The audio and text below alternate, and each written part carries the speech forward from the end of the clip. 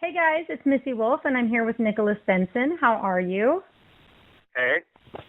So you, first of all, I got to say, you have a really unique style with your music that I love, and I hear influences in your songs, Thank and you. I'm not sure if you meant to do this, if these people really are influencing you, but what I hear in some of your songs, like "Hot for You," I totally hear Rolling Stones and Nirvana in there, and I'm not sure if it's just me or not, but I wanted to. Oh, wow, Nirvana. I've never heard that. That's cool.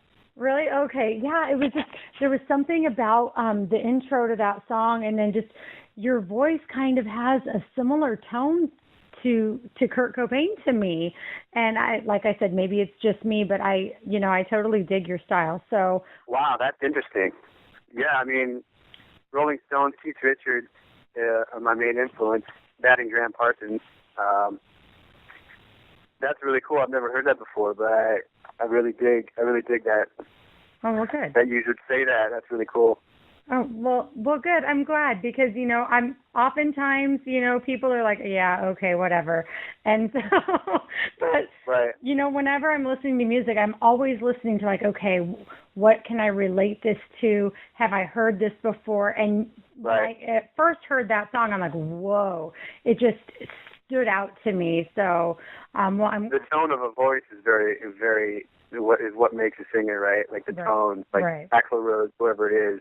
Exactly. Like even if they're off key, you still have that tone. Right.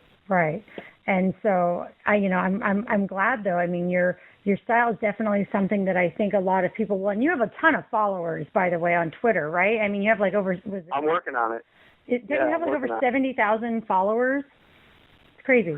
Yeah, I think everything combined, I just checked, it was like 110,000 between Facebook and yeah. See, that's the other thing, whatever that is, Twitter. Yeah. I've got like 173.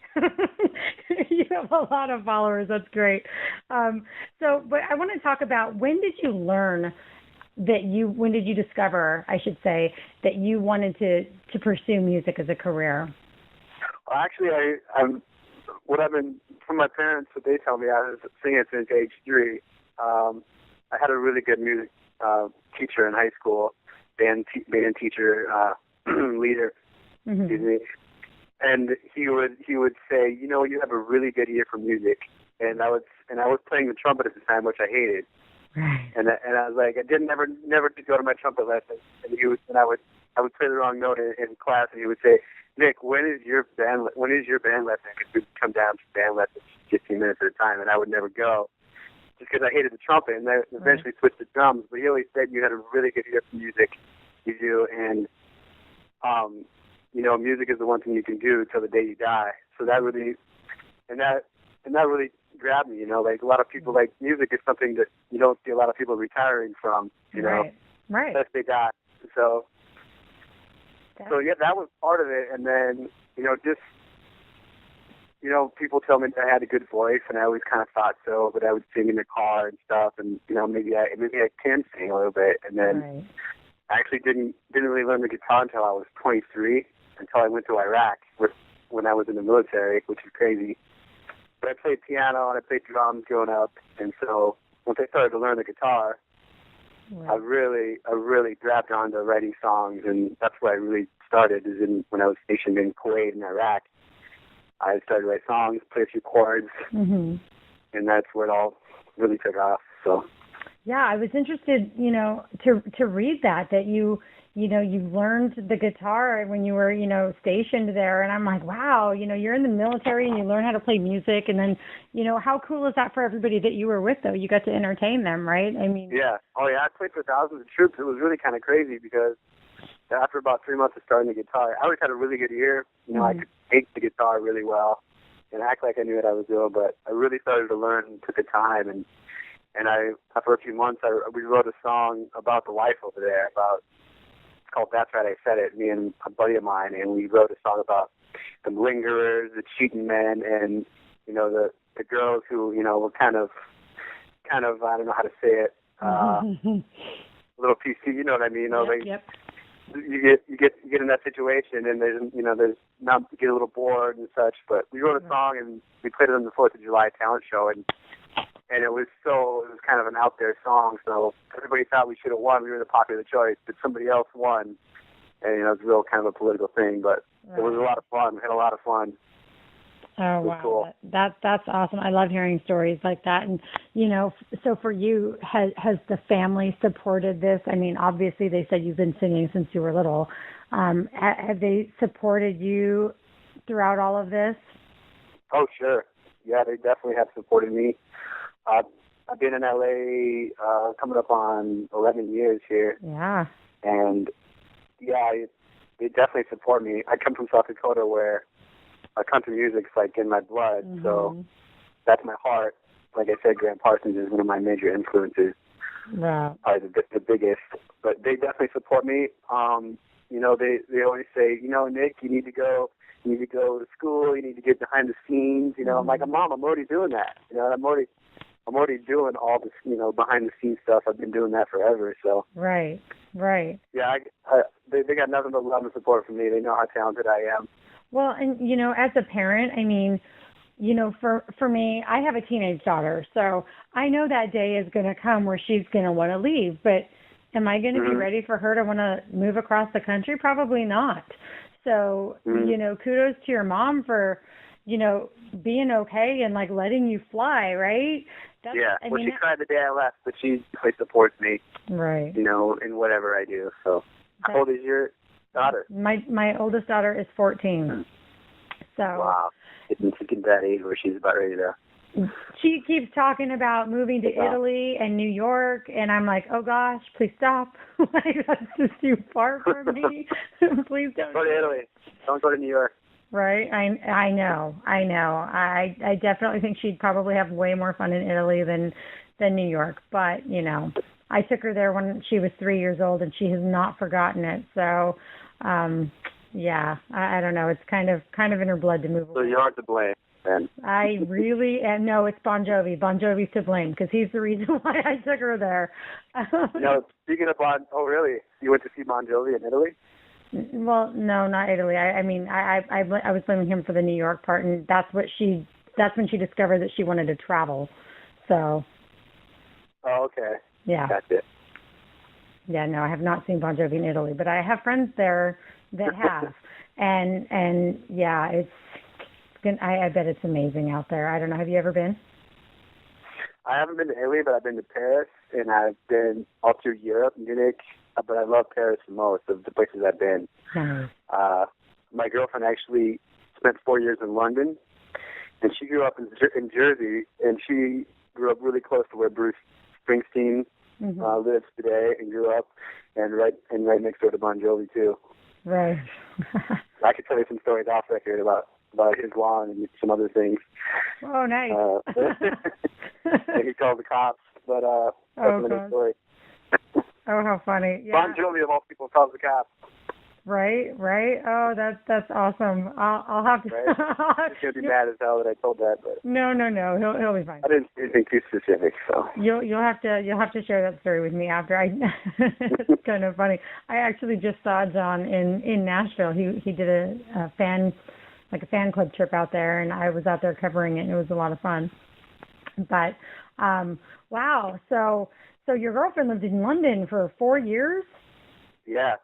Oh, how was that? Yeah, she's a graphic designer. She actually does all the web design for Guess now. But she was doing graphic design there, and she was making basically taking records and making them down to a small size for digital and CDs. I think CDs, but taking the big record layout and making it small. So that's kind of her main job there. Job there. Now, how has it been for you two? I mean, so does she live in Jersey now, or are you guys together? No.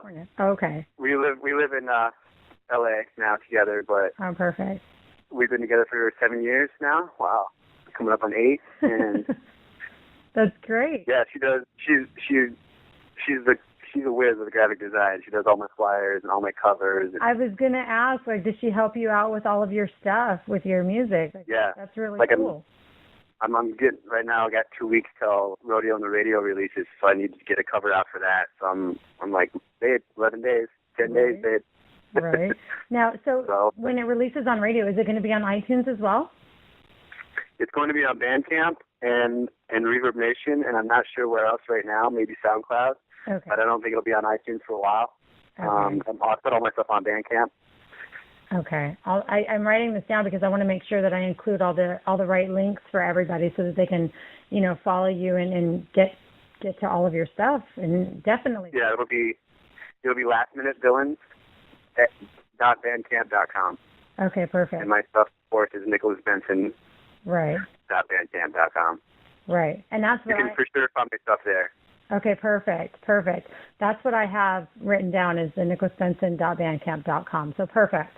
Okay, and everybody will be able to, follow you and get to hear that. And oh, that's great. And I love that you have your music on your website. Actually, a lot of artists will put like one or two songs, and they'll just do kind of like a small snippet of it.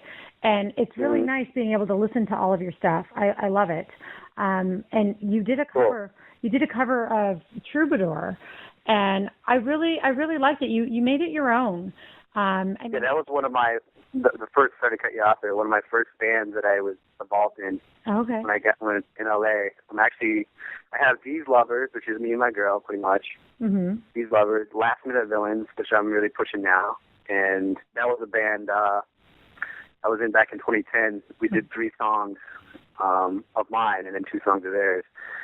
But yeah, that's really like more of a rock feel of a George Strait song. So it is.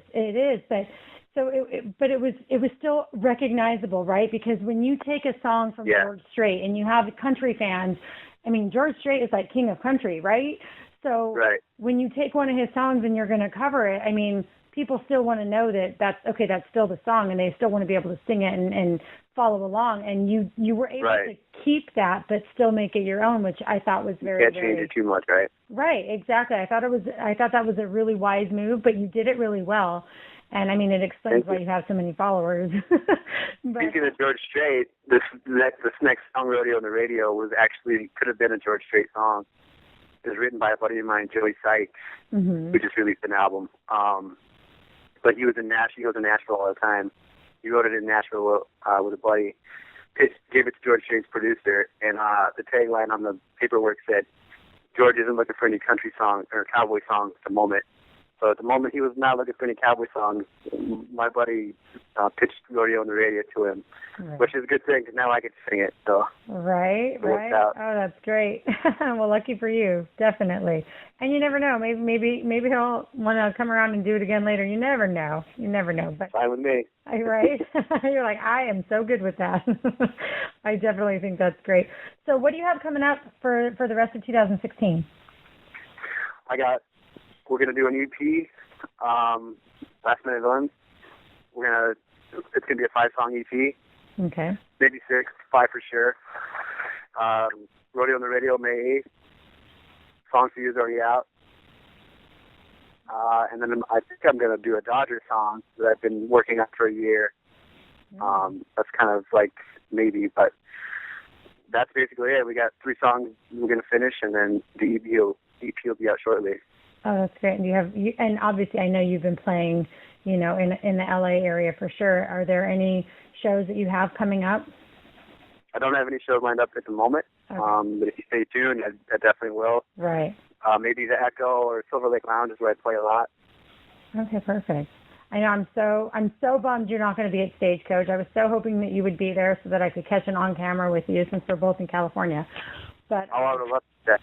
Huh? We'll get there. Yeah, definitely. I would have loved to do that. Yeah. Definitely. And if you find a way to get to CMA Fest, even if it's just to show up and to, hang out and just get a feel for everything that festival has to offer, I am telling you right now, you are going to be just beside yourself with jaw-dropping, moments. You're just going to be like, wow, did that really happen? Oh, my God. I know.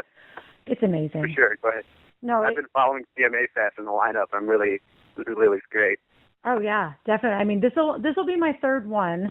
The first one that I did was 2014, and I was street teaming for a local guy that I absolutely adore. His name is Brandon Chase, and he was on The Voice, and such a great singer, love him to death, great person. And so we were street teaming for him. And then last year I, was covering it for, articles and stuff. And I had a few interviews to do. But so this year I'm going to be so swamped while I'm there. And every year it's so totally different. So we'll take a deep breath. Yeah. And just, you seem like a real go-getter, so you'll be fine. Oh, I'm sure it'll be great. It's just one of those things where I'm like, man, if you could get there at all, then do it. I don't care. Just get there because it's going to be amazing. And is that in Nashville? It is in Nashville. It's like the whole downtown Nashville is like shut down. Okay. And there's just thousands, millions of people. I don't know. There's so many people there. And my first year there, I was walking and Kenny Chesney was walking down the street, and I was like, no way. He's just walking like it's no big deal. I've seen him. I've seen Kenny Chesney multiple times. Right? So, yeah, it's just... In the Stones, yeah. Mm-hmm, definitely. Multiple times. So you'll definitely have to make it out there, and when you do, we will be there to interview you because I know that you're just going to have so much fun. And, the fans, we already know they all love you, and you have so many followers, and I don't see that changing anytime soon. I see your numbers just growing by, the thousands because you definitely have something that a lot of people are looking for. You're not mainstream at all. Everything is your own. Your sound is unique, and I think that's great, and I think that's what the music world needs more of.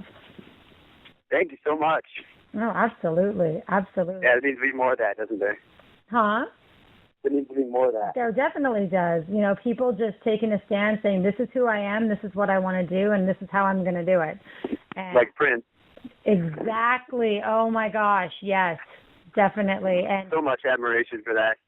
Oh, yeah. What a devastating loss to the music world. I mean, the music world has lost so many great ones, in recent years. And I mean, just in recent months, actually. 2016's been a doozy. It really has. It really has. And, I think this latest one, I think it was such a shock to so many people. I mean, every artist that I've spoken to, has been affected by Prince. I mean, and, as a country music girl, I mean, I grew up with Prince, but I didn't realize that all the country music artists, everybody was so influenced by this man. It's pretty shocking, but yeah, he transcended all genres. He really did. I couldn't place him in one genre at all. Yeah. Rock pop for sure, but yeah, I know. He was his own thing.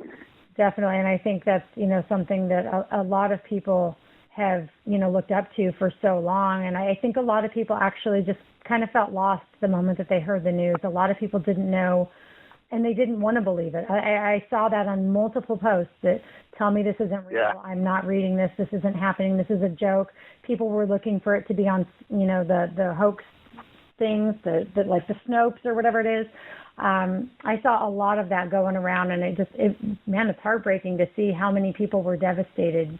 It's just a lot. Yeah, well, he went in his plane had, and he was, he had the flu or whatever they said he had, and and that was it. Like, oh, he's fine, So right. We're like, oh, he's back, he's good. Yeah. No, he wasn't.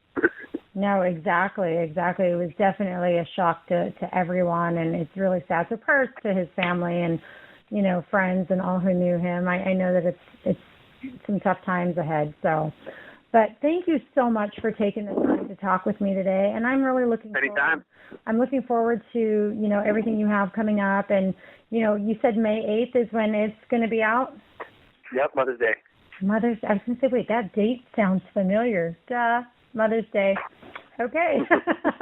Well, perfect. So we will make sure everybody is directed to all of your social media and Reverb Nation and SoundCloud, your Bandcamp.com, so that everybody can get their download of your, it's Rodeo on the Radio? Rodeo and the Radio. Oh, Radio and the Radio. Perfect. Look at me, I wrote that down. And love to all the mothers who let their babies grow up to be cowboys. Right. Oh, that's awesome. Well, if there's anything else we can do for you, anything we can promote, anytime you have anything coming out, just give us a call, let us know, tweet us, whatever, and we'll make sure we promote that for you, okay? Thank you so much. Appreciate your time. You're welcome. Thank you so much, and we will talk to you soon. Have fun, Stagecoach. Oh, I will. Thank you so much. Be safe. All right. You too. Bye. Bye.